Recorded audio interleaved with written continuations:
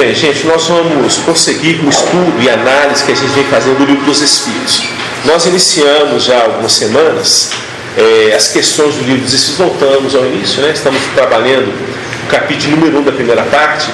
O capítulo está abordando para nós a respeito de Deus, conforme a primeira questão do Livro dos Espíritos, inteligência suprema, causa primária de todas as coisas.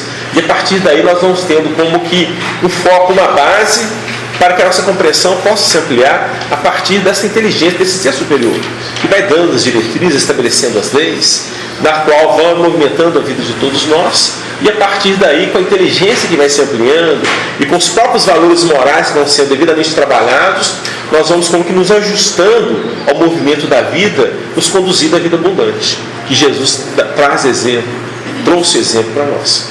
É um movimento, muitas vezes, inicialmente, a análise inicial nossa expressa-se de forma complexa, pelo fato de não conseguirmos compreender com amplitude, mas a própria vida se encarrega de ir mostrando para nós sutileza, sem dúvida alguma, mas dentro de um movimento harmônico, em que a criatura passa a estar bem consigo própria, no momento que ela se esforça por ajustar essas diretrizes.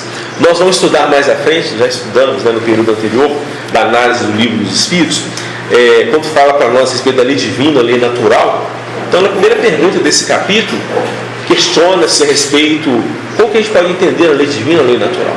Então, fala para nós que é a lei divina, lei criada por Deus, e é a única responsável pela felicidade do homem. E o homem só é infeliz quando dela se afasta. Nós até falamos disso semana passada.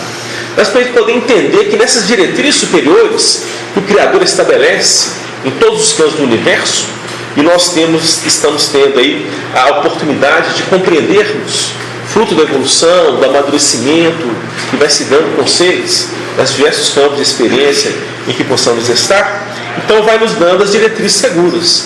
E a partir do momento em que esse entendimento passa a ser vivenciado por nós, automaticamente na lei de causa e efeito, no retorno, vem a estabilidade íntima. Não aquele plano do espírito perfeito ainda, porque nós estamos caminhando para isso, mas do plano de relatividade em que nos encontramos, né? A gente observa, porque é interessante, porque sempre tem algo à frente de nós que sensibiliza a nossa intimidade, e é importante no sentido da busca progressiva no processo do crescimento, mas já uma planificação que estabelece uma harmonia relativa. A gente observa, por exemplo, depoimento de alguns companheiros que realmente foram pessoas justas, trabalhadoras, solidárias, nesse trabalho que a gente está entendendo aqui com a doutrina espírita, né, da vivência cristã. Então se pautaram num esforço persistente para domar as más tendências e se ajustar às linhas do amor e da fraternidade. Alcançar a perfeição não, está distante de nós ainda, mas encontra-se no movimento de forma a ter uma consciência tranquila. Retornando ao plano espiritual, elas não passam para as regiões inferiores, em que muitas vezes passamos para poder fazer um trabalho de exoneração de climas mentais complexos, que nós desenvolvemos e não conseguimos trabalhar aqui. Então elas são direcionadas como que diretamente para as regiões melhores do plano espiritual. O que acontece quando elas têm oportunidade de dar um depoimento? Porque consciencialmente elas estão bem, lutaram, se esforçaram, tanto é que automaticamente foram conduzidas para esse ambiente em função da lei de afinidade. Se afinizam com a coluna nosso solar, por exemplo. Então elas foram diretamente para lá. Mas o que elas observam? No momento em que elas começam a perceber o entorno, o amparo, a presença da espiritualidade superior, o trabalho intenso. Elas começam a se sentir que se encontram em um local que não é o local do merecimento delas. Eu estou aqui, mas não mereço. Não mereço. Porque elas passam a ter uma visão diferenciada em função da necessidade de transformação que elas percebem em si mesmas, que é um fruto constante, né, na caminhada evolutiva. Embora possa estar bem em função de realizações, elas registram que há coisas a serem conquistadas por elas dentro do campo de trabalho de luta intenso. Então eles percebem que é um movimento natural para a criatura que vai trabalhando a questão da humildade, a questão da fraternidade. Então ela consciencialmente está num plano relativamente bem, mas divisa, percebe coisas mais abrangentes. E isso representa o processo impulsionador do ser da criatura. Então, quando nós vamos começando a entender Deus, o Pai, o Criador, né, essa inteligência suprema, nós trabalhamos na semana passada as provas da existência de Deus, correto? Porque, de uma certa forma, para muitos de nós não há dúvida quanto a isso. Há uma convicção que não se dá pelo campo estritamente do raciocínio lógico, passa por aí, mas é uma coisa que já tange a questão do sentimento, né? Algumas pessoas talvez tenham dúvidas, ainda não conseguiram essa elaboração íntima com profundidade, elas analisam racionalmente, tentam enxergar, tentam entender, estão a caminho, mas outros já conseguiram estruturar em si própria essa convicção, que passa pelo campo do sentimento. Então não há dúvida para elas, né? Mas outros ainda precisam desse movimento no campo racional, para que pouco a pouco ela possa levar, melhor dizendo, do campo racional para a percepção do sentimento. E aí então a coisa torna-se uma convicção na sua intimidade. Então, quando vai trabalhando a questão das provas da existência de Deus, a questão de número 4, só para a gente poder criar uma base e prosseguir, né, na sequência do nosso estudo, a gente acha muito interessante porque Allan Kardec busca, aliás, a espiritualidade superior, ante a pergunta de Allan Kardec, eles não buscam uma coisa que está para além da capacidade perceptiva dos seres nossas, que nos encontramos aqui na Terra, no campo de luta e com experiências interessantes, até no campo das pesquisas, no campo das descobertas científicas, né? Ele pergunta, onde se pode encontrar a prova da existência de Deus? E eles respondem, os benfeitores, num axioma que aplicais às vossas ciências. Então, não é nada para além daquilo que é movimento do dia a dia dos cientistas, daqueles que estão procurando resposta para N coisas, que é importante até mesmo para a vida da comunidade, né, dos povos, aí, de um modo geral. Aí ele fala, não há efeito sem causa.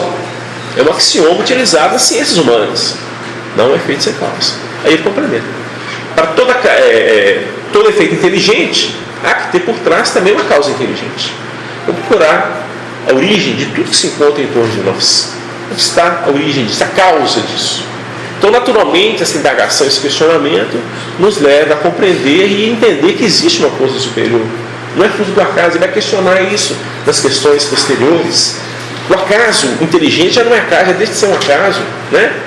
Ligação fortuita dos elementos atômicos, né? E dos elementos que formam o átomo, vamos mais fundo aí, que a ciência já tem feito descobertas interessantes nesse sentido. Ao próprio, ao elétron, ao nêutron, mas existem outras partículas também, e esses próprios elementos são compostos por outras partículas. Então vai ver que a coisa transcende, vai para além daquilo que no momento entendíamos como sendo ali algo já fechado, definido. Então o acaso gerando tudo isso, essas ligações químicas que geram, né, esse universo infinito que está em torno de nós, um universo infinito que a gente analisa e que é percebido pela capacidade visual nossa, que ainda é limitada. É interessante observar isso, que os aparelhos, aí, os microscópios, aliás, os telescópios, por exemplo, né, vão detectando, descobrindo aí galáxias novas, oportunidades divulgadas para a gente, eles estão fazendo uma análise, uma observação do universo segundo os instrumentos que foram desenvolvidos por nós, dentro da capacidade perceptiva que nós apresentamos na atualidade, né? Por exemplo, a gente sabe pela doutrina que os outros órgãos que compõem o sistema solar apresentam vida. Mas as sondas que vão a Marte, por exemplo, procurando forma de vida, está procurando uma forma de vida semelhante à que temos aqui na Terra. Então não vai detectar água, né, as bactérias, os elementos mais simples que são desenvolvidos na água, que é a fonte de vida aqui na Terra. Então o caminho é esse. Mas a gente entende pela doutrina que existem outros estados, né, que estão para além daquilo que nós registramos. Então quando a gente fala do universo infinito, a coisa vai para além daquilo que a gente consegue perceber. E dentro do campo perceptivo ainda é limitado, né? Ele ainda é limitado. Só para a gente poder entender, observar aí a grandiosidade do que é a obra, para a gente entender o Criador, né? Aí vai falar mais à frente. Pela obra se conhece o autor. A gente até mencionou na semana passada Carlos Drummond de Andrade. Aquelas criaturas que gostam, né, de ler, que gostam de literatura e vão entendendo o perfil de cada escritor, por exemplo, quando ele pega um poema de Carlos Drummond de Andrade, nem está assinado. Pelo conteúdo, pela forma, pela estruturação ali, Carlos Drummond de Andrade, não tem dúvida, é dele mesmo. Aí você vai ver lá realmente procede. E com os outros escritores também. Porque é algo peculiar àquela criatura, pertinente ao estado de espírito dele, o espírito dele, no contexto em que ele se encontra, né? E com diferenciações. Mas quando nós observamos esse universo infinito, vamos perceber que a origem, a causa dele, o Criador, realmente está muito além daquilo que a gente pode compreender e perceber com os sentidos limitados que nós ainda apresentamos. Nós estamos aí, com o próprio auxílio da doutrina espírita, recebendo informações, esclarecimentos sobre uma capacidade perceptiva do espírito nossa, que a gente analisa, estuda como sendo a mediunidade. É um sexto sentido, utilizando aí a terminologia dos sentidos, né? Seria um sexto sentido da mediunidade, que permite a criatura, nos permite perceber para além dos sentidos já que apresentamos definidos, os 5 sentidos definidos. Porque muitas vezes o filho chega da rua, né, entra dentro de casa, a mãe fala, aconteceu alguma coisa, e vai questionar, pressionar, realmente teve um problema. Às vezes brigou com um coleguinha lá na escola, na rua, teve um atrito, teve uma briga lá. Não tem nenhuma marca não ficou sujo nem nada não. Mas pelo estado de alma da criança, do jovem, a mãe ou o pai percebe que tem uma coisa diferente acontecendo com ele ali. Como é que ela percebeu isso? E às vezes nem viu. Ele entrou direto para o quarto, não passou por nós, foi direto, às vezes como às vezes tem costume de fazer, mas percebemos uma energia, percebe-se uma energia diferenciada se movimentando. Então tem a ver com essa sensibilidade do espírito, né? Que faz uma leitura, uma percepção para além dos sentidos físicos que nós apresentamos. Então a capacidade perceptiva do ser. E é algo que está sendo desenvolvido. Uns têm mais aberto, mais abrangente, outros menos, mas todos possuímos de alguma forma essa capacidade de fazermos uma leitura, estabelecermos uma percepção da questão vibratória, né? Algumas pessoas chegam, por exemplo, num ambiente e percebem, opa, está estranho aqui, parece que teve uma briga, uma discussão, por exemplo, né? Aí vai procurar, ele procura uma resposta, mas daqui a pouco fulano brigou com o ciclano ali, teve um atrito e tal, pegou energia. Como também pode sentar no ambiente e perceber, não, que paz, que harmonia que está aqui nesse local. Acabou de ser feito um culto aqui agora há pouco, foi feita uma presta, então mostra que a mudança, a oscilação vibracional do ambiente foi percebida pela pessoa. É um sentido, o sentido que está sendo aí devidamente trabalhado, desenvolvido. E o avanço, o desenvolvimento dessa sensibilidade permite a criatura, nos permite compreender com mais profundidade o próprio Criador, embora nós estejamos distante de uma compreensão muito profunda, mas já são linhas interativas que nos auxiliam, né, a perceber com mais propriedade, com mais profundidade a própria questão do Criador na vida, na existência nossa. Então são pontos importantes. Como a gente falou, há um desenvolvimento na questão racional, lógica, né, para poder ajudar. Mas a capacidade perceptiva na sua profundidade, ela vai se dar no campo do sentimento. Do sentimento, né? Tange o sentimento, a criatura sente, percebe. A gente falar disso, né? Porque é uma compreensão pelo sentimento. E na sequência nós vamos prosseguir aqui, a partir da questão de número 10, é um outro subitem do capítulo, que vai abordar para a gente a respeito dos atributos da divindade. Semana passada falamos das provas da existência de Deus. Ele é suprema, causa primária de todas as coisas. E pela sua obra conseguimos entender, né, a grandiosidade desse ser. Então vamos ver aqui, e obviamente nós vamos, a própria resposta da espiritualidade com os questionamentos de Allan Kardec vai mostrar que a própria leitura desses atributos da divindade ainda encontram-se restritos à capacidade nossa perceptiva, que já está muito avançada, sem dúvida alguma. Já tem elementos, pontos importantíssimos, mas ainda está como que acanhada a forma nossa de perceber. Como na primitividade lia-se Deus nos fenômenos da natureza. O trovão, a lua, o sol, né? A pedra, a montanha, a árvore. Então a interpretação dos atributos divinos era ainda rudimentar, simples. Houve um avanço. E outros avanços darão para no futuro podermos perceber com mais clareza, com mais amplitude. Eu vou pedir o Léo para ler para a gente, por gentileza, Leonardo. Atributos da divindade. Questão 10. Pode um homem compreender a natureza íntima de Deus?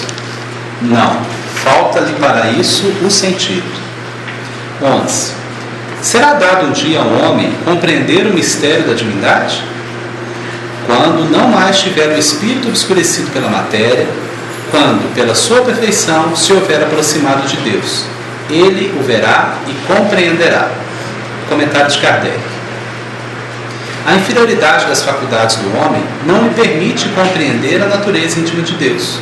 Na infância da humanidade, o homem o confunde muitas vezes com a criatura, cujas imperfeições lhe atribui. Mas, à medida que nele se desenvolve o senso moral, seu pensamento penetra melhor no âmago das coisas. Então, faz ideia mais justa da divindade, e ainda que sempre incompleta, mais conforme a sã razão. 12. Embora não possamos compreender a natureza íntima de Deus, podemos formar ideia de algumas de suas perfeições? De algumas, sim. O homem as compreende melhor à medida que se eleva acima da matéria, entrevê-as pelo pensamento. 13.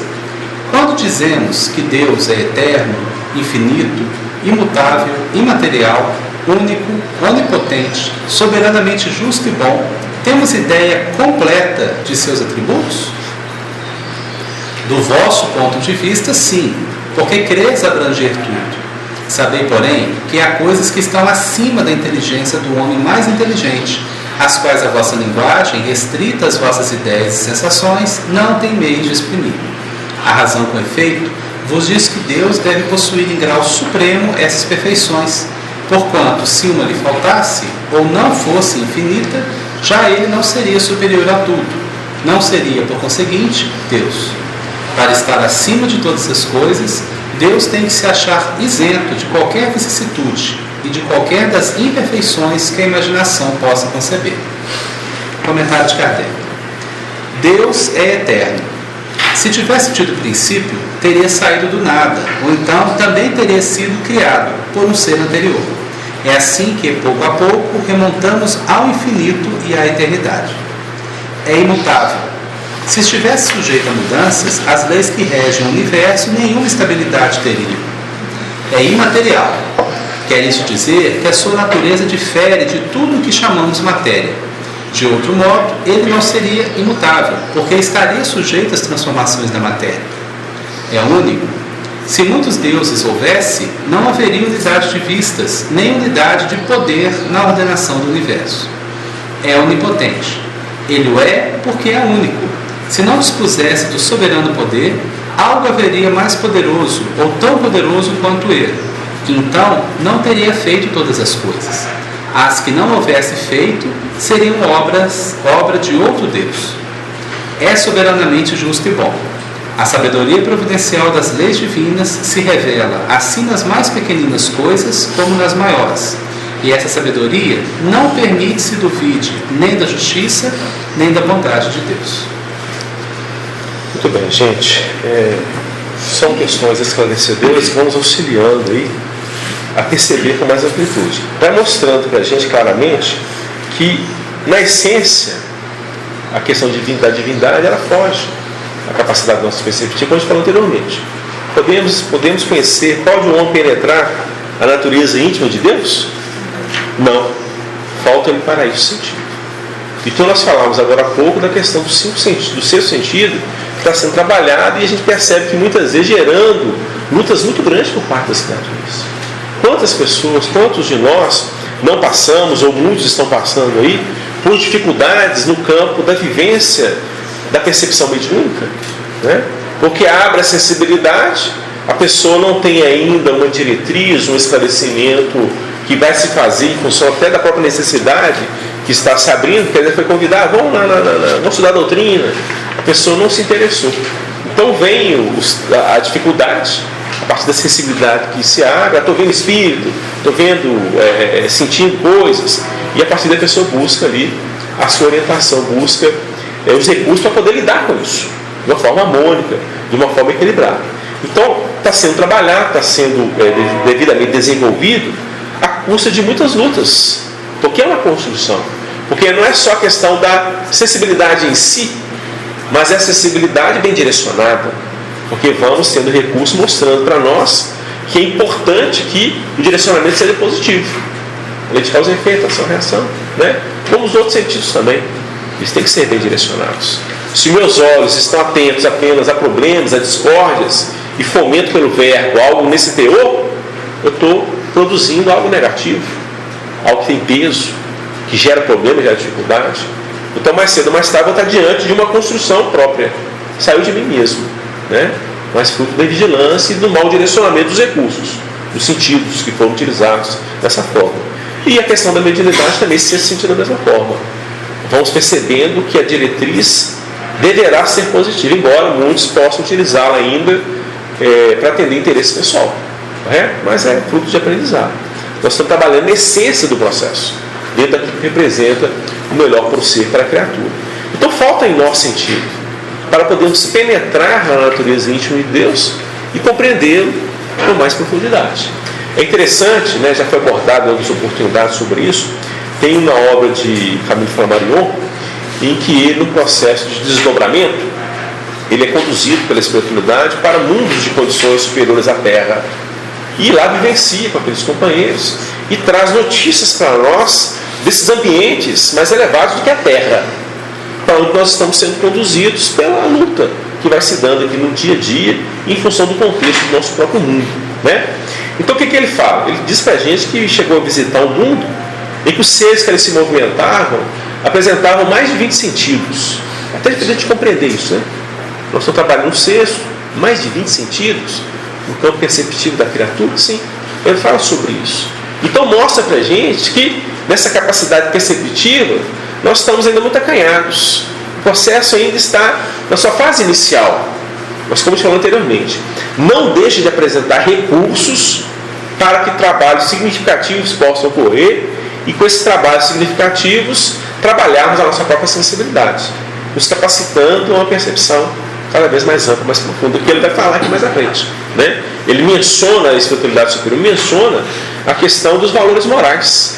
O desenvolvimento dos valores morais no ser o capacita a perceber com mais amplitude aquilo que diz respeito ao Criador, porque ela passa a estabelecer sintonia e afinidade com aquilo que é mais elevado, aquilo que vem das esferas mais graduadas. Então a necessidade de gerar em nós uma capacidade de sintonia, de afinidade, com esses planos mais elevados, porque aí sim começamos a perceber de uma outra forma, de outro modo. Nós chegamos a comentar, vamos trazer de novo essa questão que o João Evangelista fala para nós, Ele diz, claro, Deus é amor. Mas por que ele fala isso? Porque é algo que passa na intimidade dele. Com o amor que ele desenvolveu em si, ele consegue perceber na própria natureza a presença do Criador. Então ele fala, claro, Deus é amor. Porque ele percebe. Ou seja, pelo desenvolvimento dos valores morais, o companheiro consegue então estabelecer linhas de interações diferenciadas daquela que nós ainda apresentamos. E com isso a movimentação torna-se diferenciada, porque ela está percebendo por outros lances, por outros ângulos, aquilo que representa a presença do Criador. E mais à frente, aqui na questão 13, por exemplo, ele vai trabalhar para a gente a respeito dos atributos do Criador. E coloca claro para a gente, Deus é eterno, infinito, imutável, material, único, onipotente, soberanamente justo e bom. Não tem uma ideia mais clara, mais precisa sim. Da capacidade perceptiva nossa, é tranquilo. Isso nos atende, porque nós achamos que nessas definições aqui apresentadas, nós englobamos tudo, mas é um tudo relativo à nossa condição aqui na Terra. E vale a pena a gente lembrar de alguns pontos interessantes. Na própria obra da codificação, Allan Kardec, melhor dizendo, a espiritualidade vai mostrar isso a Allan Kardec, e ele deixa aqui para a gente, e o André Luiz nas obras.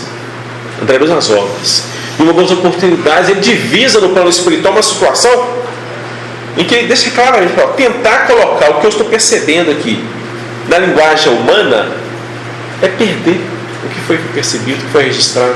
É perder a intensidade daquilo que realmente foi registrado. Então é preferível calar, silenciar, porque não tem na linguagem humana uma estrutura compatível no sentido de retratar o que muitas vezes ele percebe. Então deixa em alguns momentos das obras isso claro para a gente. Estou mostrando uma limitação nossa. E ele está se referindo a coisas pertinentes ao nosso mundo, à Terra, embora esteja no plano espiritual, mas é pertinente ao nosso mundo, essa escola na qual nos encontramos um trabalho de aprendizado.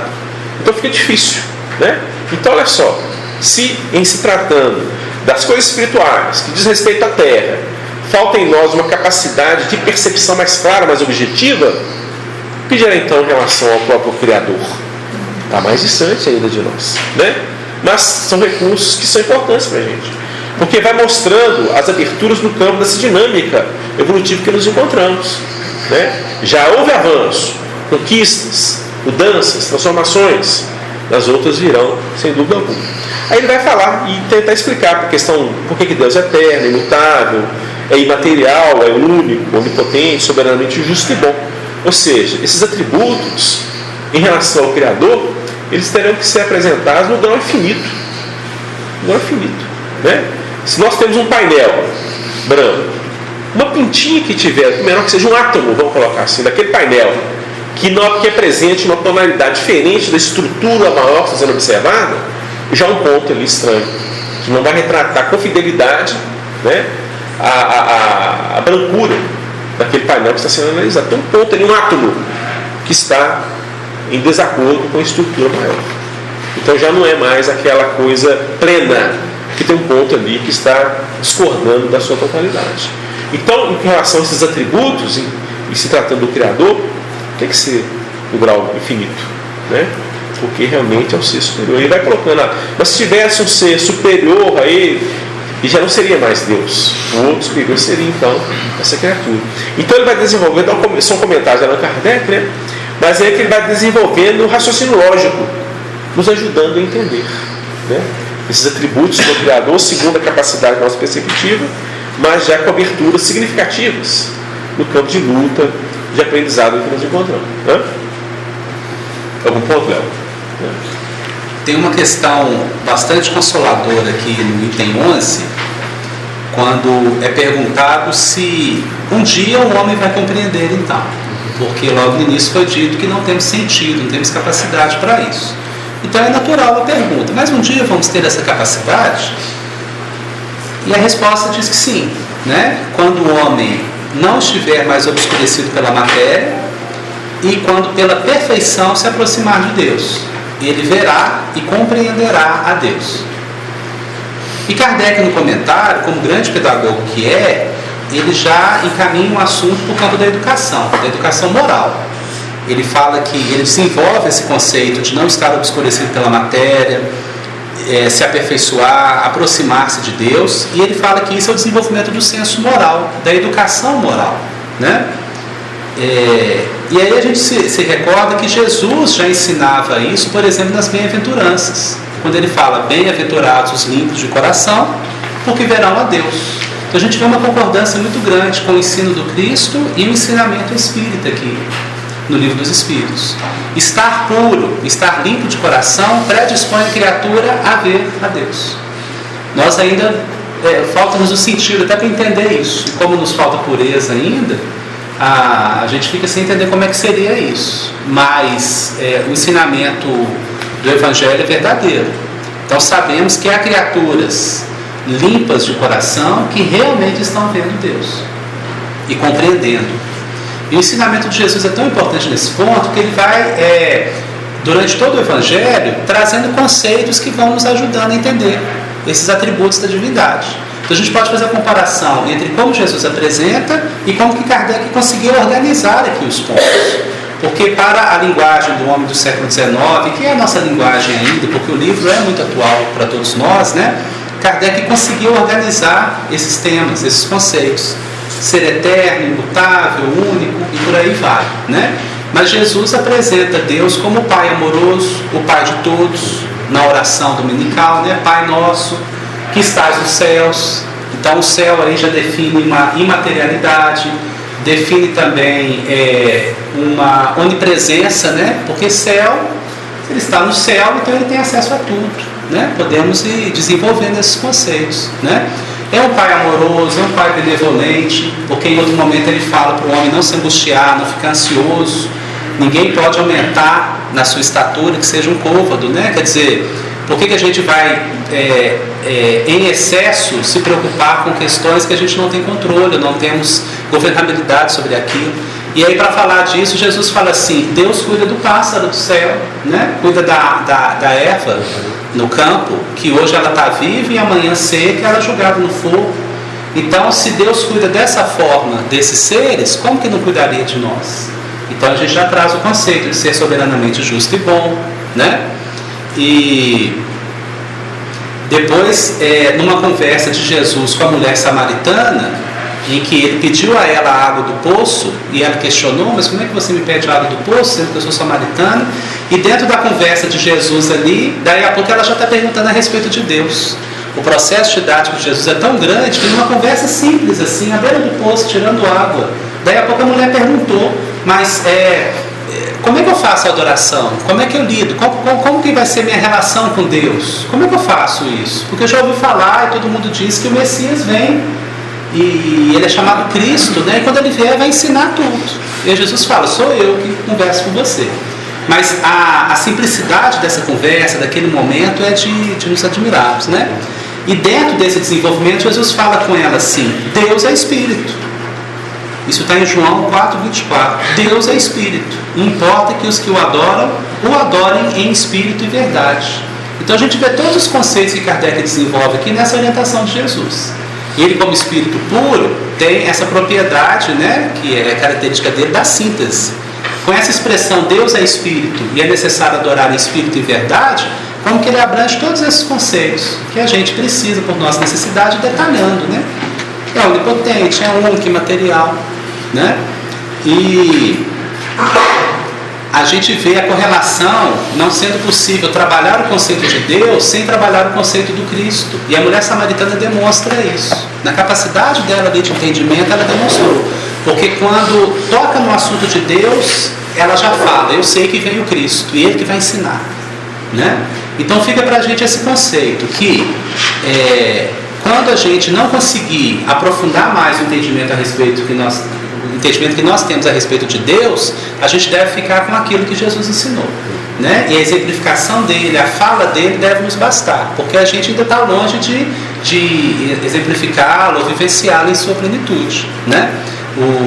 A gente comentou isso aqui outro dia, né? Assim, o conceito que Jesus traz para nós, né, é aquilo que a gente pode hoje absorver e vivenciar, e ele nos atende plenamente, né? Muito bem.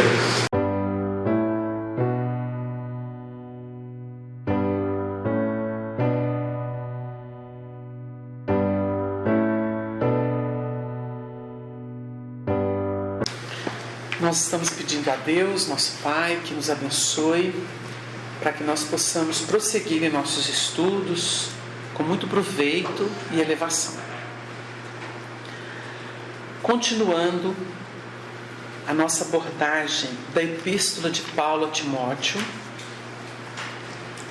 seu filho pelo coração, o Paulo conheceu numa de suas viagens, junto de sua mãe e de sua avó, e ele se despontou de uma forma extraordinária para o trabalho do cristianismo dentro de uma vocação que impressionou o apóstolo da gentilidade, que pregava para os povos que não eram iniciados como os da sua raça, né? Os judeus, descendentes dos hebreus, que não conheciam a lei e os profetas. Então era um povo considerado pagão, e por isso era chamado de gentio, ou seja, é como se eles não tivessem nenhuma qualificação, nenhuma iniciação, nenhuma indução moral que deixasse esse povo mais suscetível de caminhar segundo a lei divina. Então era um povo considerado idólatra, né? Esses povos que Paulo visitou, anunciando a mensagem do Cristo. Então o Timóteo, que quando Paulo conheceu tinha 13 anos, desponta, e nós observamos a profundidade filosófica, porque é algo de estarrecer. Como que o Paulo escreve para um filho do coração a que ele preparou, com quem ele conviveu, não longamente, mas que o menino de pronto percebeu o alcance da doutrina, a beleza do que Paulo exemplificava, ensinava da parte do Cristo.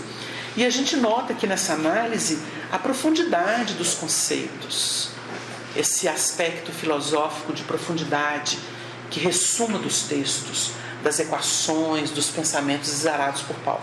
Então ele orienta a formação de uma mentalidade que interessa a toda a comunidade cristã do mundo. E é por isso que na somatória das epístolas, né, esta dirigida a Timóteo, tanto a primeira quanto a segunda, elas têm um papel relevante. E a gente está analisando aqui a beleza espiritual a partir da doutrina espírita, o conhecimento da doutrina espírita, nós temos chaves que nos ajudam a adentrar o sentido espiritual do que ele quis dizer. É um grande iniciado que conhecia aquilo que é considerado mistério teológico, porque se embebeu do espírito crístico, do espírito divino, e ele então debulha isso para a comunidade.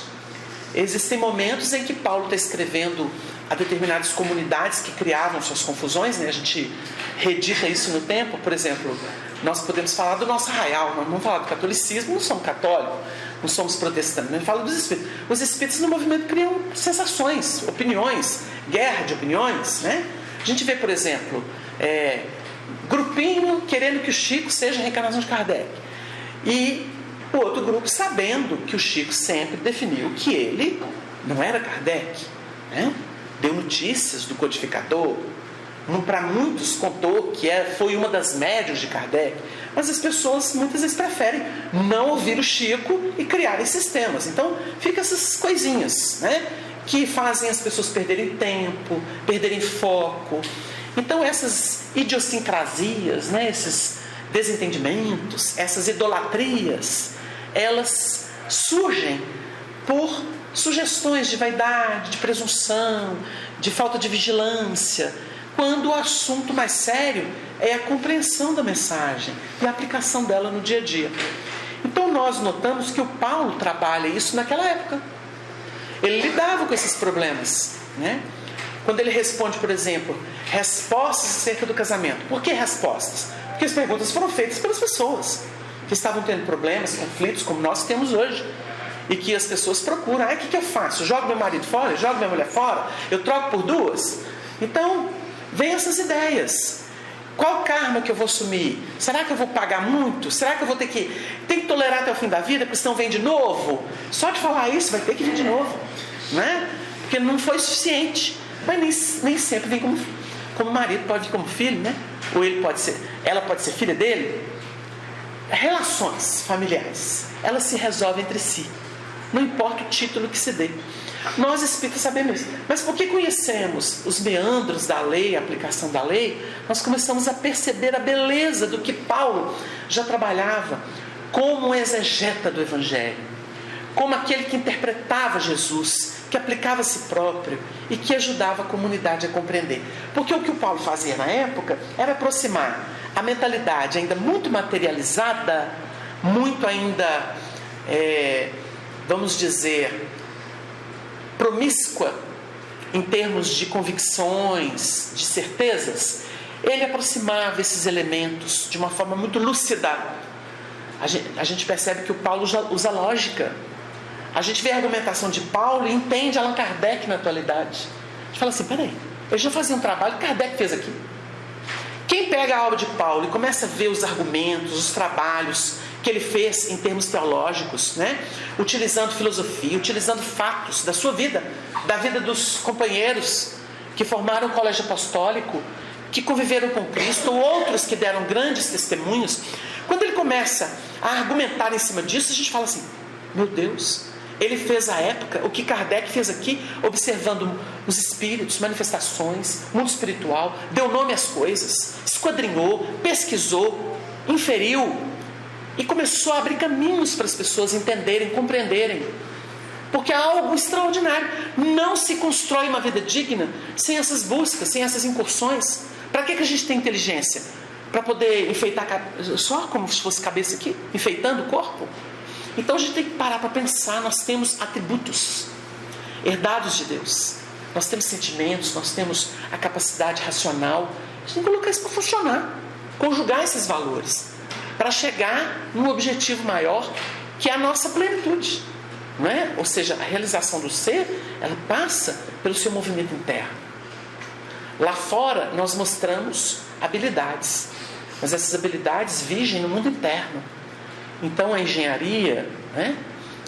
O indivíduo vai lá estudar, vai passar pela matemática, pelos cálculos, e vai aprender com a história da própria engenharia, que não nasceu engenharia no curso que está lá, na universidade, na faculdade, mas nasceu de habilidades, né? De observações, de sensibilidade. Então o indivíduo vai passar por tudo aquilo, mas ele vai revelar aquilo que ele traz na alma, aquilo que ele desenvolve na alma, aquilo que é dele, no mundo interno.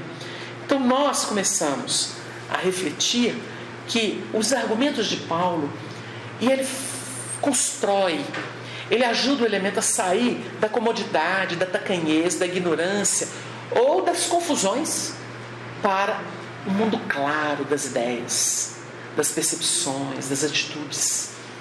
Então ele ajuda as pessoas a se construírem. Ele é um agente multiplicador de luz, de sabedoria, de realização nos sentimentos. Então ele está fazendo isso com o seu pupilo. E é algo que repercute na história da humanidade, porque alcança os corações. O elemento pode até ir lá, ficar na letra, mas ele já colhe. Agora, quando se sabe desentranhar da letra o espírito, aí é a vida. E é o que a gente está tentando fazer, dentro das possibilidades que nos foram oferecidas pela doutrina espírita. Então a gente vem trabalhando essa epístola, né? Nós estamos aqui no capítulo 5, já culminando para encerrar no capítulo de número 6, e nós estamos vendo aqui movimentos muito bonitos, né? Que são simbólicos e que a gente está tentando debulhar sem querer fechar nada, porque nós procuramos estabelecer com o conhecimento da doutrina alguns referenciais de reflexão, porque nós temos aqui símbolos. Nós poderíamos aqui alinhar, nesse versículo que nós vamos estudar hoje, nós poderíamos alinhar uma série de versículos do Evangelho, do Novo e do Antigo Testamento. Mas aí, o nosso trabalho no versículo, em 2, 3, ou no capítulo, demandaria tempo.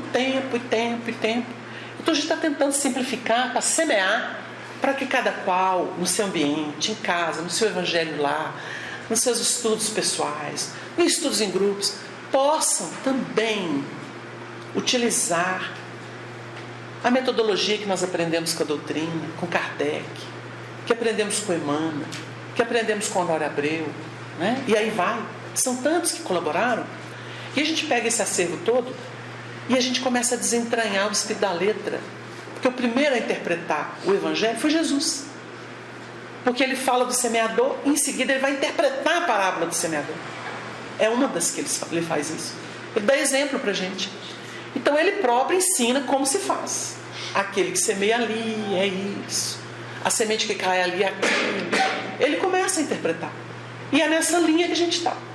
Então nós observamos aqui, na semana passada lemos, refletimos sobre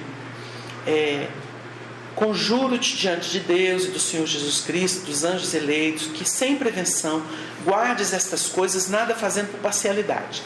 A ninguém imponhas precipitadamente as mãos, nem participes dos pecados alheios. Conserve-te a ti mesmo puro. Então a gente trabalhou essa ideia. O elemento que é um agente de multiplicação de forças, de luzes, ele não pode ser tendencioso. Então ele entende o lado humano, né? Isso é um trabalho até do médium, né? Um médium que se educa, um médium espírita, que é diferente de médium que não tem compromisso com nenhuma estrutura doutrinária que esclarece.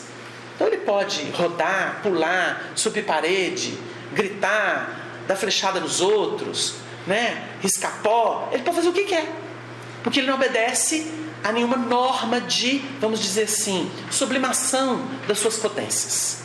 E é natural. E a gente olha e fala assim, que bonito.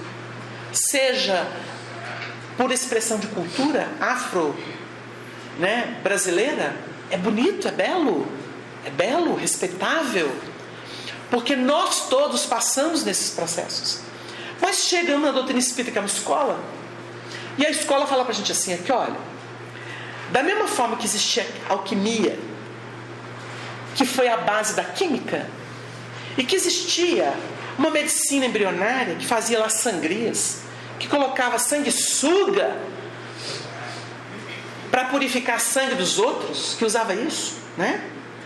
Da mesma forma que foi tão trágico, tão doloroso, hoje nós temos uma medicina que utiliza tecnologia, exames que nunca a humanidade conheceu antes, que usa uma estrutura de conhecimento filosófica, mas também prática.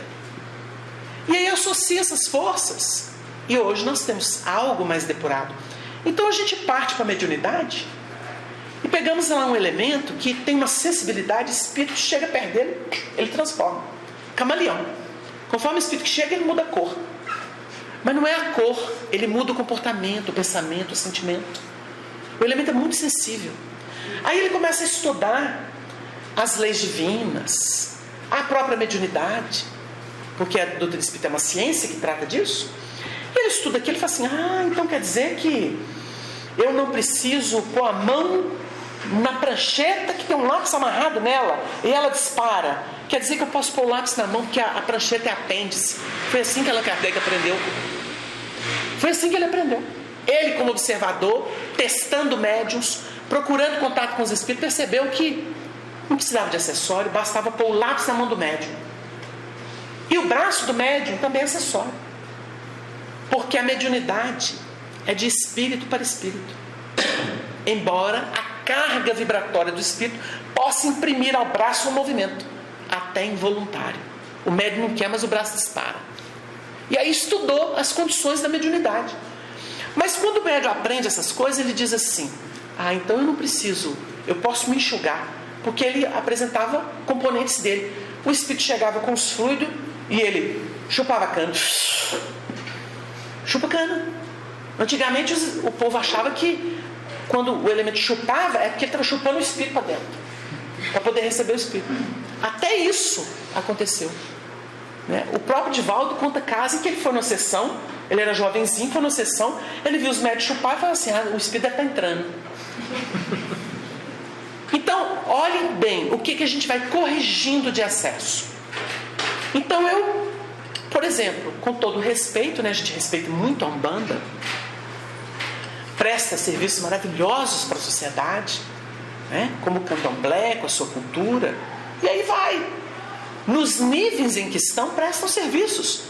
Então a gente, por exemplo, vai ver lá que a gira é uma linguagem própria da Umbanda, dos terreiros. Aqui o elemento vem e os médios cercam, e toca, canta e bota ele para rodar. Cientificamente, como é que funciona aquilo? O Espiritismo explica. Quando o elemento entra na gira e começa a rodar, ele é induzido a transe, porque forçam, com as forças espirituais conjugadas ali, o espírito a sair do corpo. Quando o espírito do médium sai do corpo, naturalmente ele começa a perceber o mundo espiritual com facilidade. Porque o que permite ao médium ser sensível é a capacidade dele de sair pouco ou muito do seu corpo, desatrelar o perispírito das células. Se ele consegue desatrelar, dependendo da área em que ele desatrela, desprende mais, ele tem mais percepção. No campo de associação da epífise com o perispírito, ou vamos dizer da hipófise, que é o centro da visão, geralmente se situa aqui na testa. O elemento tem uma capacidade fácil, aí ele fica meio zonzo assim, ele está dissociando o perispírito do corpo. Então ele pode fazer isso só aqui, na parte da cabeça. Então de repente ele dá aquela zoada assim de: nossa, fiquei zonzo e tudo. Percebeu fácil o mundo espiritual. Por isso que quando a gente começa a dormir, isso tudo é explicável à luz da ciência espírita. Não precisa ter muita mística, não. Porque tudo depende da associação do perispírito com o corpo. O perispírito representa o espírito, então ele percebe o mundo espiritual. A natureza dele é mais lá do que cá. Ele faz ponte com o corpo. Se ele está muito preso ao corpo, ele não percebe nada. Então a gente vê um pessoal e fala assim: queria ser como aquele ali, sente nada, percebe nada além. Beleza, pode viver na terra do jeito que quer. Agora, quando o indivíduo tem facilidade de perceber o outro lado, assim, tem que tomar cuidado aqui. Zona perigosa, zona pesada, deixa eu entrar em prece. O elemento começa a falar isso. Então o médico fica assim: eu passo mal à toa. Pois é, vai ter que aprender a desenvolver aquilo que o Chico falou: pele de rinoceronte. Como é que faz isso? Exercitando. Não tem outra forma. Você tira a mediunidade? Tira não. Então, eu estava falando de desatrelar a hipófise. Aí o elemento fica meio zonzo assim, desatrela, começou a perceber outra faixa vibratória. Às vezes impreciso, né? Comecei a perceber uma movimentação de gente. Vocês estão vendo? Não, estou não. Engraçado que tem gente aqui, ó, no ar. Nós estamos aqui, mas tem gente no ar aqui. O médico fica assim, perturbadinho. E aí, gente, quando entra por essa área de percepção, não tem frente nem costas. Não tem lado nem outro. Não tem cima nem abaixo. Sabe por quê? Porque vibracionalmente muda tudo. Essa ordem do plano físico aqui não é a mesma do mundo espiritual. Por isso que quem desencarna passa perto. A disciplina aqui é muito rígida, porque tudo é campo mental. Se o elemento não se preparou para ter disciplina na própria mente, o que ele mentaliza plasma. Nossa senhora, eu estou sem roupa, socorro. Uai, para de pensar que você está sem roupa. Ah, é assim? Primeiro ele sai correndo, morre de vergonha. Porque o que ele está alimentando por dentro é o que vai revelar do outro lado. Então o Chico brincava e falava assim: olha, nós somos essencialmente aquilo que a gente não sabe nem confessar para os outros. Porque é o nosso mundo íntimo. Quando a gente desencarnar, a gente vai ser e revelar aquilo que a gente nem conta. Que só a gente que conhece. E mesmo assim, às vezes não consegue nem falar. Isso é a realidade da pessoa. Essa é a realidade. Então a gente fala do médium porque o médium vai educando. Na medida que ele vai conhecendo, ele fala assim: autocontrole. Eu tenho que filtrar. Porque espírito chega, tem que receber? Não. Ô meu irmão, você vai me desculpar, mas isso não é hora. E não é. Vou fazer uma prece aqui. Meu Deus, auxilia esse espírito, encaminha ele, ajuda ele, está precisando de auxílio. Ó, lá no centro de noite, tá? Agora eu estou trabalhando. Às vezes ele fala sozinho, pensando. Se ele é educado, ele começa a fazer isso. Estou dando um exemplo aqui bem materializado, né? Mas o médium, quando ele começa a criar a disciplina de focar nas coisas que ele faz, sabe aqueles barulhos que você ouve e que está, por exemplo, o galo cantou, o passarinho passou voando, deu um trovãozinho, e você está lá no ambiente de trabalho, as pessoas conversando. Você está ouvindo tudo que está ao redor, mas você não está focado lá. Você está focado aqui. É isso que o médium aprende, a focar. Então agora é hora de trabalhar, agora é hora de passear, agora é hora de estudar. Isso não impede que ele registre vibrações, mas ele não precisa prestar atenção. Eu vou passar pela rua, vou ficar olhando que tipo de lixo está esparramado na rua, se está capinado ou não, se passou algum bicho correndo ou não. Eu posso preferir andar na rua e falar assim: aqui não passa carro, então eu vou passar por aqui. Começo a olhar as árvores, o céu azul, passarinho cantando. Melhor, né? Não? Vou ficar olhando o tipo de lixo que está esparramado na rua. O cri-cri é assim. Ele implica e sabe assim: olha lá, porco.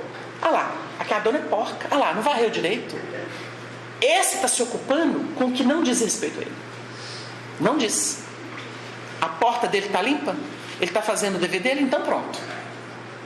Então pronto. Porque ele não é o prefeito, ele não é o fiscal. Porque se ele fosse fiscal da rua, era o dever dele. Mas não é. Então não queira ser fiscal se você não for chamado a ser. Esse é o problema do mundo. Aí começa a cuidar da vida dos outros, né? A gente desvia muito por aí. Aí eu começo: ele quer saber o que o Alexandre anda fazendo da vida dele. Quer saber o que ele está pensando, de quem que gosta mais, de quem que gosta menos. Isso me diz respeito? Vocês entenderam? Uma mãe tem o dever de fazer isso com o filho.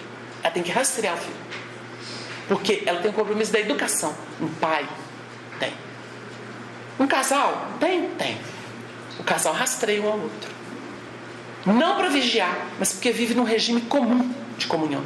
É natural. Aconteceu alguma coisa com você hoje lá no serviço, bem?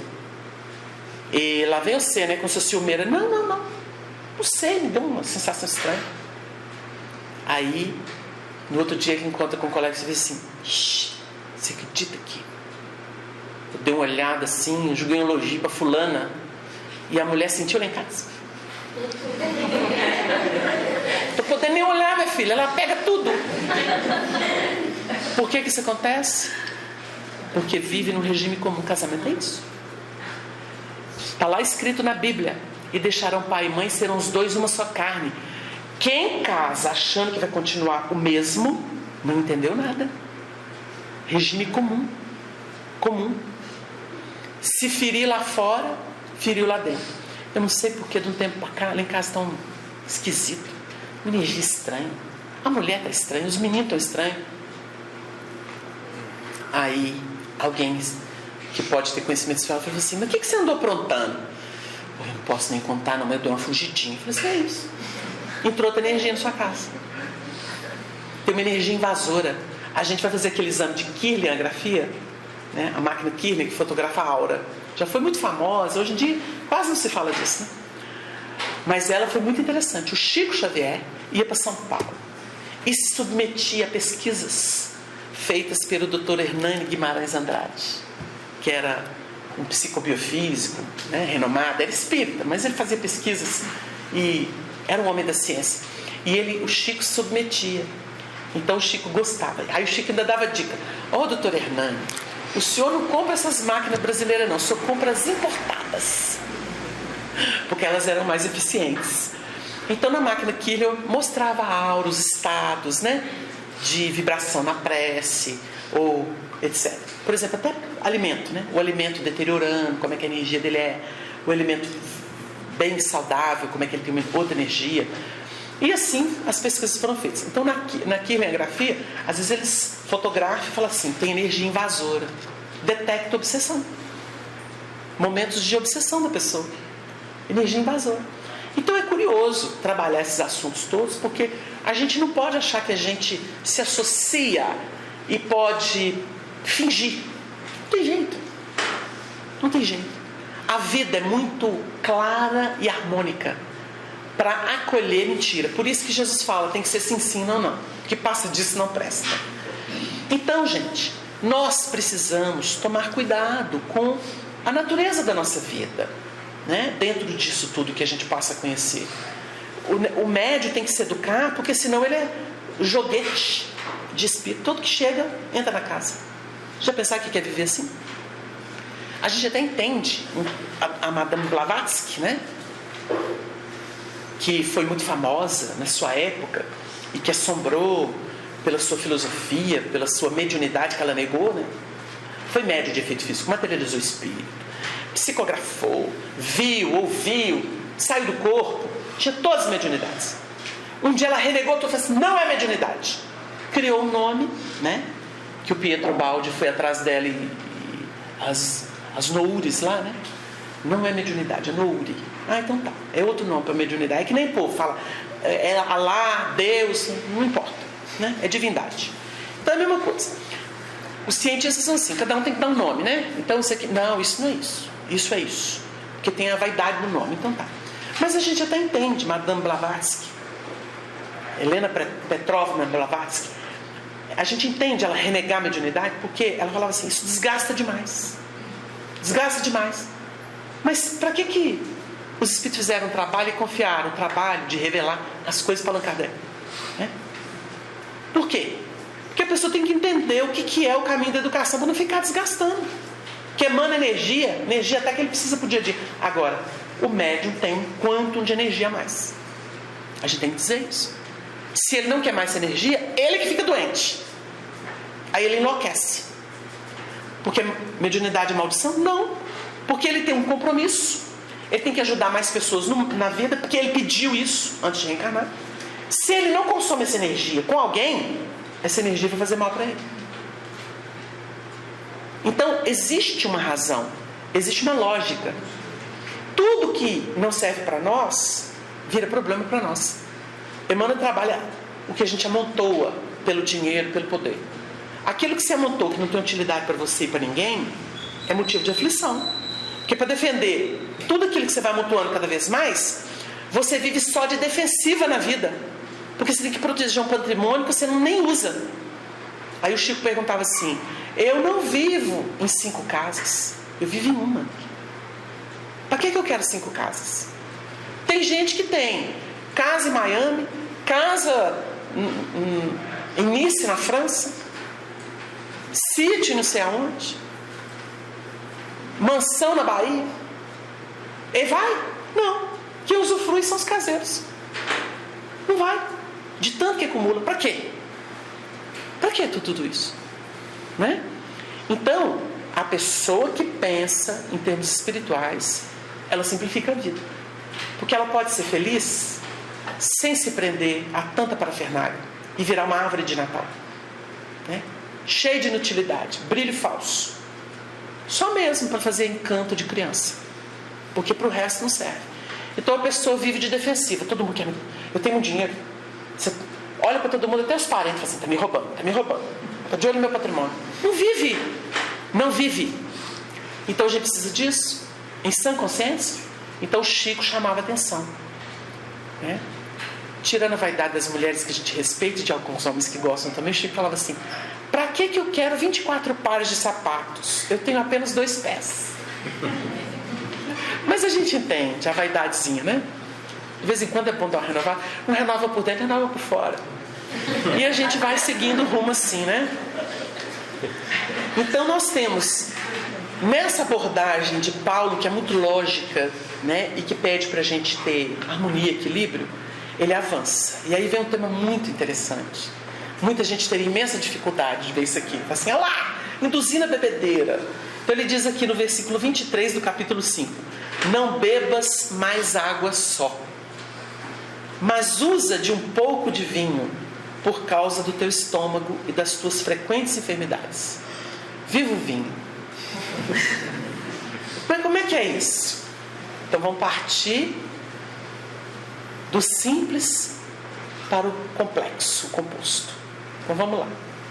O vinho sempre foi tido por tônico. Hoje a gente tem pesquisas e que vai falar sobre o vinho tinto, né? Que é um vinho muito apreciado desde a antiguidade, né? A gente brinca e fala assim: o vinho veio de Sírios como presente para a terra. Jesus falou das videiras, né? E o símbolo do espiritismo é aquela parra com a uva, né? Tem toda uma simbologia. E aí a gente vai trabalhar isso. O que significa, né? O cálice do vinho, este é meu sangue. Como é que é isso? Transformou água em vinho. Como é que é isso? E aí? Né? E aqui está falando. Então, primeira questão: os flavonoides. O vinho hoje foi pesquisado quimicamente, né? E a gente sabe, nós temos vários amigos que os médicos, cálicezinho de vinho, problema do coração, ajuda, é terapêutica. E aí a gente vai ver a história do vinho, etc. É uma simbologia? Sem dúvida nenhuma. Sem dúvida nenhuma. Mas partiu de quê? De algo que é real. Vocês acham que ele ia criar? Ele não fala assim: põe um golinho de pinga. Ele falou isso aqui? Não. O vinho é um tônico. Hoje a gente tem comprovação científica disso. Ele não está falando de excesso aqui, não. Ele falou de um pouco de vinho. Então, ele, sem dúvida alguma, induziu ao problema do estômago do menino. Você está precisando de um tônico, meu filho, né? Coisa da época, medicina da época, recomendações da época, né? A gente não tem as nossas mães, as nossas avós falam assim: você está precisando de macerar aquilo ali, ó. Você põe ali na infusão e aí você toma, você vai ver que beleza. É mais ou menos isso, né? Muitas vezes essas plantinhas não foram usadas no próprio vinho, né? E até em outras bebidas alcoólicas. E aí era o veículo, né? Para que aquelas moléculas, aqueles princípios ativos da planta pudessem ser liberados, e a pessoa, né, bebia, daí a pouco tinha reações. Então, primeira questão é esta é plausível, todo mundo entende. Agora, tem recado aqui espiritual? Meu Deus, como tem. Aí o vinho vai transcender aqui. Jesus pegou água e transformou em vinho. Água. Aí o que a gente vai estudar no Espiritismo? A água é o elemento mais simples da natureza, suscetível de influência, não é? Água fluidificada. Por quê? Porque a água fica magnetizada pelo ambiente do centro, pelo ambiente do evangelho no lar. E aí se torna o quê? Um tônico. Um tônico. Aí ele fala assim: não bebas mais água só, mas usa um pouco de vinho. Como é que a gente vai entender água e vinho? Quando a gente observa Jesus naquela ceia, a última ceia, ele vai falar do vinho e do pão. São 2 alimentos elaborados. Merece uma reflexão da nossa parte. O vinho, a uva tem que ser macerada. Ela é guardada, fermenta, se transforma, né? Tem um período certo, tem toda uma ciência. O pão, o trigo, né? Aí nós vamos ter o beneficiamento do trigo, ele vai somar com outros ingredientes, vai levar pancada até não poder mais, porque tem que amassar o pão, tem que socar o pão. Quanto mais massa o pão, mais ele cresce. E aí ele vai para o forno. E é um alimento maravilhoso. 2 elementos que mostram a evolução do espírito. Para a gente simplificar, para não ficar delongando muito. Quando a doutrina espírita, no Prolegômenos, no livro dos Espíritos, está aqui, vai falar da cepa, vai falar do significado dela. Ela vai expressar a obra do Criador. E nós vamos entender no vinho como a culminância do processo evolutivo. Porque nós não somos macerados nas vidas sucessivas? Macerados. Nossa, eu já fui pisado tanto no meu serviço que eu não sei como é que eu sobrevivi. Aquele chefe não é fácil. Outras vezes o camarada chega assim: eu estou passando uma com meus funcionários, eles fazem o que quer de mim. E eu não sei como é que eu resolvo o caso. Às vezes é dentro de casa. Eu sou saco de pancada lá em casa. Eu chego, a mulher pula no meu pescoço. Daí a pouco vem a meninada gritando, querendo as coisas. Não sei o que eu faço. O homem para falar isso, a mulher para falar isso. Tem filho que serve a família inteira. Eu sou burro de carga lá em casa. Nossa, ainda tomo umas lenhadas de vez em quando. Não tem? Então, no processo evolutivo, o que o Espírito fala assim? Suporta, compreenda, perdoa, aceita, dá o melhor, faz o melhor que você tem. O que eles estão falando pra gente? Faz o papel da uva, faz. Não é, Cristina? Fica ladinho pra eu gostar de você. Porque se espernear demais dá problema. Azeda. Azeda. Tem muita gente aí que azedou na rebeldia. E aí, meu filho? Deu vinagre. Os espirituais falam assim: era para ser um vinho lá da Borgonha, igual aquele da Borgonha lá na França, de Bordeaux, mas deu vinagre brasileiro. Hoje nós estamos brincando, porque o Brasil é maravilhoso, né? Tem sua produção, ele sabe o que ele produz. A gente estava lendo o depoimento do Chico outro dia, ele dizendo assim: nós não temos a economia primeira do mundo, nós não temos indústria competitiva, nós não temos o que os países de primeiro mundo têm. E Chico falando lá no Abacateiro. Fiquei impressionado com a atualidade. Aí ele falou assim: mas nós temos uma coisa que ninguém tem. Nós temos uma fé em Deus, em Jesus aqui no Brasil. Nós temos um respeito, nós temos religiões que nos norteiam. Nós temos um amor fraterno que a religião, que o Evangelho promove. Isso é o maior tesouro. Chico falou naquela época. Época de pós-ditadura. Falei, gente, que atualidade, né? E o povo fica querendo tudo em primeiro mundo. Bobagem, que o povo está tão seco, né? Vive, tem cidadania, tem dinheiro, tem tudo, mas não é feliz. Está lá ameaçado por aqueles que abrigaram, porque muitas vezes foram eles que surrupiaram essas civilizações. Está cheio de imigrantes lá, colocando eles em maus lençóis. E aí, como é que resolve? Deve, tem que pagar. Como é que paga? Né? Não educaram os povos, apenas sugaram para ficar rico. E agora? O problema estourou. Então o Emmanuel sempre falou: o mundo antigo está comprometido, está árido, né? A gente pede a Deus que use de misericórdia, né? Que possa equacionar, porque o amor cobra a multidão dos pecados. Por isso que a gente fala. Tem muito espírito estranho. Tem um espírito que escreveu através do Chico, que visitou em espírito com a família viajou pela Europa. Ele era italiano, ele era de São Paulo, mas descendente de italiano, e veio italiano para cá. Quando ele foi lá, ele falou assim: eu achei muito curiosa a observação dele. Viajei com vocês pelo mundo antigo, pela nossa Itália, mas a sensação que eu tinha é que eu estava andando por um cemitério. Olha o que o Espírito falou. Quando eu percebi isso, ele não comentou mais, só falou isso. Tinha a sensação que eu andei por um cemitério o tempo inteiro. Falei: O que o Emmanuel falou? Terreno árido. Tinha de tudo. Usurpou o mundo inteiro. São as pessoas que estão lá? Não. Possivelmente não. Porque os que fizeram isso, vieram todo mundo do Brasil. Os comprometidos estão todos aqui. Então a gente nota essa confusão do país e fala assim, povo comprometido, todo mundo de bade karma. Está liberando devagarinho, mas não está fácil não. Né? Então a desordem e a usurpação que nós fizemos para construir o primeiro mundo, hoje nós estamos aqui. E querer o primeiro mundo aqui nas mesmas bases, não vai ser.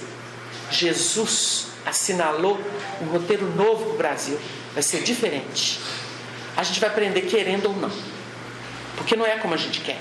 É como o alto determina. Num país como o Brasil, não adianta. Podem gritar. Vai ser do jeito que o alto escreveu, pela lei de causa e efeito. Fez, agora vai ter que aguentar. Aguentou direitinho, então vai ser liberado. Senão vai ter que repetir a história. E se o Brasil for liberado desse karma pesado de comprometimento que nós herdamos lá e viemos resgatar aqui com luz de fé, com luz de sol, vai sair daqui e vai para mundos ou civilizações piores. Quem sabe em Cabul, né? Para falar de uma das cidades que está destruída, né? Quem sabe vai ser no deserto, sem muita escolha, sem muitas possibilidades. Então é aquela história, pode piorar? Muito. Então a gente tem que render graças, né? Outro dia eu vi um amigo falando assim, gente, já estou saturado de ver tanta reclamação da situação do país. Está na hora de a gente assumir nosso dever e fazer alguma coisa bonita, né? Bom, os espíritos estão dizendo isso há muito tempo. Tomara que a gente aprenda. Que de lamúria e de revolta ninguém vive. Ninguém chega lá. Então vamos pensar. Mas o vinho e a água, o que significa? Quando nós observamos Jesus transformando a água em vinho, Jesus muda tudo, não muda? A gente costuma dizer de forma simplória que é aquela questão de dar cor e sabor.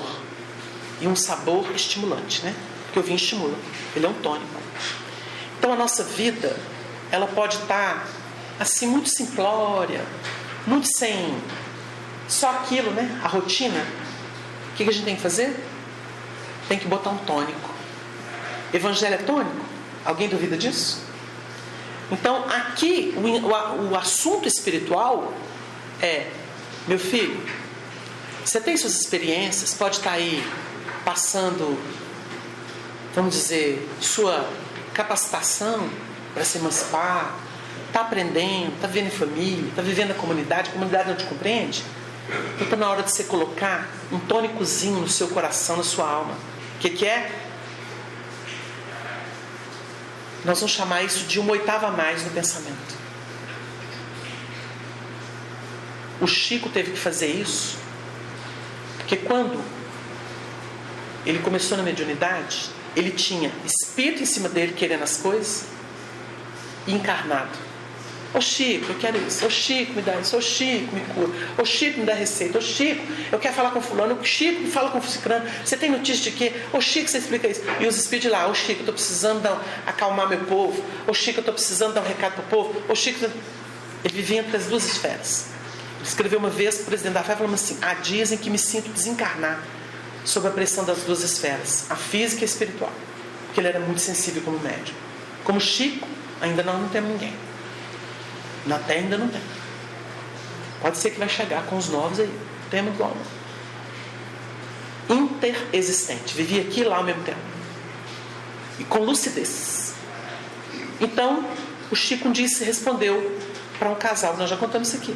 Do seu Romeu Gris. Respondeu assim, eu levei 20 anos para me situar vibratoriamente na faixa do Dr. Bezerra de Menezes. Depois disso, eu não sofro mais. Antes eu sofri. Depois disso, eles resolvem o que eu faço. Então eu obedeço ordens deles. E estou sob a proteção deles. Ele aprendeu a se resguardar nos espíritos mais elevados. E aí, espírito pequenininho ficar cutucando ele. Não. Podia até aparecer, mas... Olha lá, o Dr. Bezerra, o Emmanuel. Eles é que resolvem. Entendeu? É por aí. Então, é uma oitava a mais no pensamento. A pessoa não quer viver na tormenta, tem que aprender a sair do estado beta e entrar em alfa. Para falar uma linguagem do mundo. Biorritmo humano. Vão entrar em alfa? Entrar em alfa não precisa nem de cruzar as perninhas e ficar lá em posição de yogi. Não precisa, isso é bobagem. Entra no seu quarto íntimo, ensinou Jesus, e faz a prece. Fala com Deus. Isso é entrar em alfa. O Honório, a gente gostava do Honório pela simplicidade dele de resolver as coisas, né? Um dia ele virou pra gente, estava pouca gente do lado dele conversando, falou, porque a hora que o negócio pega, ele falou assim, nessas horas, sabe o que eu faço? Eu vejo a situação externa complicando, lá por dentro de mim, com o olho aberto mesmo, eu entro na intimidade e só digo assim, Senhor, só falando, Senhor, evocou a força divina. Não precisa de palavrório, não. Falar mais nada. Senhor. De outras vezes na reunião, olha que é indução, né? Era um magnetizador de alto nível, né? Então, chegava na reunião mediúnica, precisava de induzir o povo a uma concentração melhor, ele só falava assim, Pai Nosso, o resto era por conta das mentes. Calava. Estava todo mundo fazendo Pai Nosso. Só dava comando. O diapasão, a nota. O resto vinha. Isso é um magnetizador. Como disse uma amiga nossa, que estava presa no passado, vivendo nesta vida por causa de uma indução que ela recebeu de sonho. Ela começou a viver uma existência em que ela foi freira e estava definhando numa cela. E começou a definhar fisicamente. Ninguém sabia. Tomou passe, fazia palestra, papapá, definhando. Diz ela que veio num cofengue aqui em Minas Gerais, aqui em Belo Horizonte, um encontro das lideranças. Ela veio, o Honório olhou para ela e falou assim, preciso falar com você. Pra gente notar como é que o assunto é bacana. E o Paulo está fazendo isso aqui com o Timóteo. Ele está fazendo isso com ele. Diz ela que ele levou dali, né? O que está acontecendo com você, minha filha? Ah, Honório, estou presa numa situação. Ele olhou para ela e falou assim, desperta. Zé fez na cabeça dela. Acabou. Voltou normal para casa. Engordou de novo, viveu feliz. Aí ela falava para a gente assim, eu renasci naquele dia que o Honório mandou eu voltar. Acabou. Acabou. Isso é autoridade moral. A gente conta isso que está desencarnado, não tem vaidade, não está aqui na Terra para falar que a gente está endeusando, mas fatos que a gente observa as pessoas fazerem. Um estalar de dedo mandando ela voltar. Isso é magnetizador, né? Então, a recomendação de Paulo a Timóteo, ela tem um significado todo especial, porque ele está pedindo ele para alterar o padrão.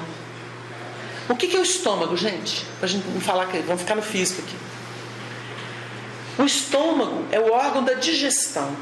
Aí a gente pergunta assim, ô Isabela, você está digerindo bem as propostas do seu dia a dia? Ou você está com elas aí entaladas, gerando insatisfação, mágoa, rancor, revolta? Porque isso é a indigestão do espírito, sabia? Não engulo.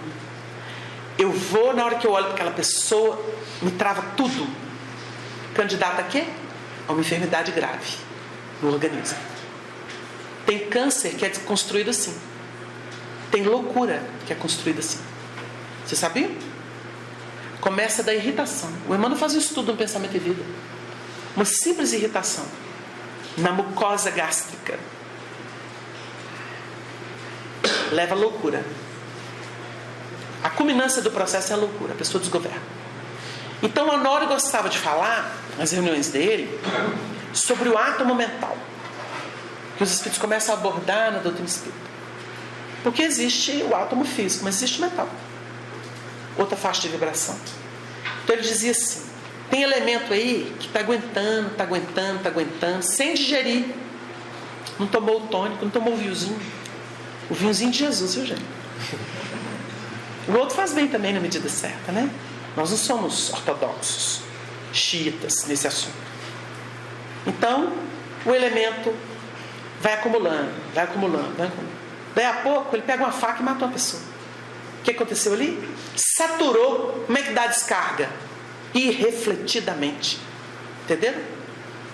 Então ele falava sobre a imantação da mente da criatura pelos átomos mentais. É assunto sério. Isso vai ser ciência da nova era. Na psicologia, na psiquiatria iluminada que vai ter no mundo do futuro. Que por enquanto está muito limitado. Nega o espírito, nega a alma. Está muito limitado, mas está avançando devagar. Então no futuro, nós vamos ter instrumento como o psicoscópio que vai fazer essa leitura. O elemento está saturado, cuidado. Tem que ver como é que ajuda ele aí. Aí vai ter aqueles magnetizadores como o Honório, né? Vão existir. Vamos lá, vamos conversar. Os sensitivos vão ser normais, não vai ser em centro espírita só, né? Chega o elemento lá e fala assim, no consultório, né? Fala assim, nós estamos podendo visualizar uma história. Está lá no livro de André Luiz. Quem quer saber como é que é a Terra do Futuro? Vai dar a visão de Francisco. Está lá no capítulo dado do livro? A visão de Francisco. O elemento ficava vendo. Eu estou vendo. Está vendo? É o delito cometido. Isso está imantando ele. Está predispondo ele a obsessões, a vínculo com entidades. Papapá. O que vai ter que fazer? Nós vamos ter que usar aqui o magnetismo curador, através de um trabalho dele de renovação pelas novas ideias do Evangelho. Nós vamos fazer aqui um trabalho de paz, para poder dissolver esse coágulo espiritual. Deu uma ideia, gente? Isso é medicina do futuro. O povo fica perguntando, como é que vai ser a nova era? Aí estão querendo assim, vem lá um ET numa nave redonda, e aí abduz todo mundo, enxerta chip da pessoa. Ô, fantasia, meu Deus. Quanta fantasia. Vai lá para Hollywood fazer filme, né? Para impressionar os outros. Porque a história dos ETs, da medicina do futuro, já está descrita. Principalmente na obra de Chico Xavier. Basta prestar atenção. Tudo que os espíritos estão mostrando da vida espiritual, como é que eles estão atuando, como é que é a medicina lá, é a que vai vir para cá. E a gente está custando a entender. Fica aí de delírio, adorando mística barata, né? Adorando. Então, Dona Eleanor Roosevelt, muita gente arrepia com isso, sabe? Um dia ela compareceu numa sessão aí que a gente participou, com sua experiência. Ela falou isso. Ela falou assim, olha, nós prezamos muito e trabalhamos para que o espiritismo, nessa feição kardeciana, chegue à América do Norte, ao nosso povo. Porque nós temos muito misticismo barato lá. Entendeu? A mística, gente, quando ela é pequenininha, ela destrói as possibilidades do indivíduo. Sabe esse povo todo que fica atrás de macumba para poder fazer acontecer o que quer? Mística barata. O que arruma? Karma, pesado. Aí eu lembro do Chico, né? Porque a gente fica achando que a simbologia do diabo, do demônio, né? Que isso tudo vamos dizer assim, uma deidade, um Deus pequeno que concorre com Deus, uma deidade assim. Aí o Chico um dia disse que um camarada do interior, aqui em Pedro Leopoldo, falou para ele assim: ô Chico, a fofoca é o bafo do diabo. Aí o Chico comentou assim: conquanto nós espíritas não acreditemos no diabo como um ser criado para isso, nós estudamos o assunto, né? O céu e o inferno está fazendo aniversário, há 150 anos. Basta estudar o céu e o inferno que a gente vai entender o que é teologia, o que é criação mitológica. E por que nós espíritos não acreditamos nisso? Os espíritos é que são imperfeitos. E eles agitam para todo lado. Mas se alteram, convertem-se ao bem, com o tempo. Então, Chico, enquanto não acreditemos no diabo, eu tive que concordar com ele. A fofoca é o bafo do diabo. Então, são hábitos que nós temos. São coisas que nós prezamos. E que, no entanto, a gente passa a ter, vamos dizer, significação muito lúcida na doutrina. É essa doutrina que nós devemos, esse tesouro todo. Então, O estômago está bem simbolizado no fato de digerir. Qual que é o tônico mesmo que a gente vai misturar na água da experiência comum? Do Evangelho. A vinha que dá o vinho bom é o Evangelho. É esse que espiritualmente Paulo está recomendando para a gente aqui. A par do tônico que era usado na época. Deu uma ideia, gente? Então nós vamos parar por aqui, porque o outro assunto que culmina o capítulo, ele também é complexo para a gente poder entender. Então a gente precisa Então, por causa do teu estômago e das tuas frequentes enfermidades, a gente fica doente porque falta o quê? Vigor. Vocês entenderam o vinho agora? Falta vigor. Ah, tô tão desanimado, faltou o que para ele? Coragem. O que dá coragem? Fé. A visão do melhor dá coragem para o indivíduo, que gera esperança, uma estada de voos. E ele, vou trabalhar porque eu sei que eu vou receber. Pronto. Evangelho aqui é tônico. Ê, vinho bom. Pode encher a cara dele. Fica embriagado dele que é bom. Por isso que os discípulos, não por acaso, no fenômeno do Pentecostes, quando todos os 12 falaram em línguas diferentes para as 12 tribos de Israel, e não foi por acaso, teve alguém que virou e falou assim: estão cheios de mosto. O que eles falaram? Mosto é o resto da uva que foi macerada, né? E quer passar por fermentação. Estão todos embriagados. O transe é isso, gente. Então o Evangelho faz a gente ficar embriagado de luz, de amor. E é aí que vale a pena. É uma delícia. Vamos lá, né? Deus nos abençoe. Muito bem, gente. Nós vamos caminhando para o encerramento da nossa reunião e vamos ouvir as páginas psicografadas. Por gentileza, guarda. 10 atitudes. 1. Estude para renovar a mente. 2. Conserva teus sentimentos em plano de elevação. 3. Em tudo o que fizer, fixa o lado bom dos acontecimentos. 4. Zele pela higiene de teu corpo. 5. Habitue-se a buscar a força divina quando defrontar desajustes e dificuldades. 6. Não se entregue ao sono físico sem refletir nos acontecimentos de seu dia. 7. Toda manhã, formule votos de otimismo, mentalizando no sol a luz de Deus. 8. Não exija das pessoas o que nem você consegue oferecer a elas. 9. Jamais despreze um ensejo de valorizar o bem. 10. Convença-se de vez que a paz só existe por efeito de seus esforços no amor. As placas de sinalização de trânsito não substituem a atenção e a destreza dos motoristas. Contudo, são eficientes avisos para a segurança de todos. Do mesmo modo, as advertências acima, nascidas de nosso entendimento do Evangelho de Jesus, não são em si a elevação e a felicidade. Porém, no atendimento delas, vige o segredo da evolução e do progresso moral, a fim de sermos felizes. André Luiz.